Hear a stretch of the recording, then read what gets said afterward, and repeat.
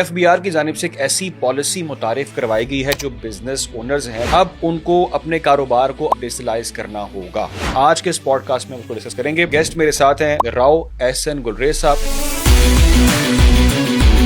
इसको कहते हैं डिजिटल इनवॉइसिंग। ये एक सिंपल जो टर्म यूज हो रही है, आप जो मैनुअल काम कर रहे हैं, सेल्स जितनी भी आप करेंगे रियल टाइम बेसिस पे FBR के सिस्टम के साथ कनेक्ट होनी चाहिए। सिंपल वर्ड्स में कनेक्ट करना है FBR के सिस्टम के साथ। इस प्रोसेस को बेसिकली डिजिटल इनवॉइसिंग कहते हैं। कौन कौन से बिजनेस जो हैं वो इसमें शामिल है डिजिटल इनवॉइसिंग के अंदर? तमाम बिजनेसेस जो कि FBR में रजिस्टर्ड हैं। अगर इकोनॉमी को आपने स्टेबल करना है, खुले दिल के साथ एक्सेप्ट करना है, कितना आप बिजनेस कर रहे हैं, आपकी कोई कैलकुलेशन है ही नहीं। इस तरह से एनालिसिस करूंगा कि आपके मसाइल क्या हैं, कौन सी ऐसी चीज है जो आपको बेनिफिट आपके लिए इन फ्यूचर दें। तो ये सब चीजें तब होंगी जब ट्रांसपेरेंसी आएगी।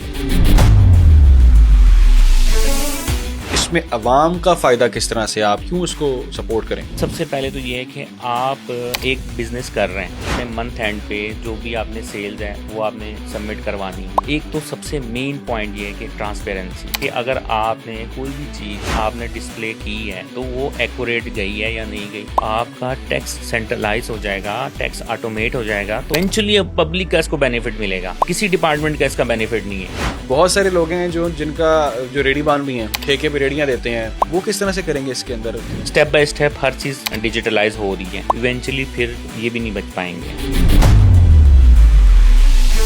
एक चीज यूज हो रही, टर्म यूज हो रही थी, आइसोलेट ERP। उसको यूज करते हुए हर बिजनेस जोड़ सकता है, इंटीग्रेट कर सकता है FBR के जो पराल है उसके साथ। कुछ लोग कहते हैं यार मैं अपना डेटा क्यों किसी को। आइसोलेट ERP ने क्या किया है कि उन्होंने कहा कि ये हमारा एक मैनुअल है, FBR के जो IRS का ID पासवर्ड है उसको यूज करते हुए स्टेप बाय स्टेप फॉलो करते जाए, इनवॉइस भी निकल आएगी और आपका डेटा भी सिंक होगा। और ये सब रिलायबल है। FBR की फर्स्ट प्रायोरिटी आप हैं, तो किसी चीज को डरने की जरूरत नहीं कि हमारे साथ कुछ हो जाएगा। कुछ नहीं होगा आपके साथ।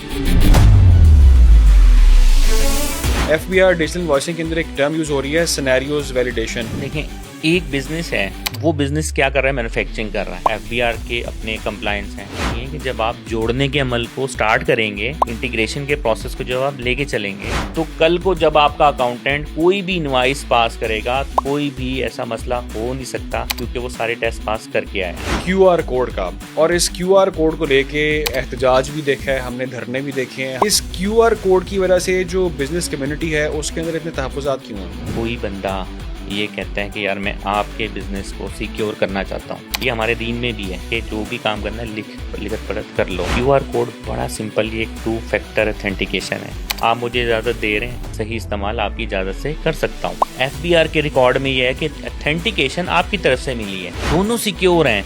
FBR ये चाहता है सब लोग काम करें लेकिन सिक्योर वे में।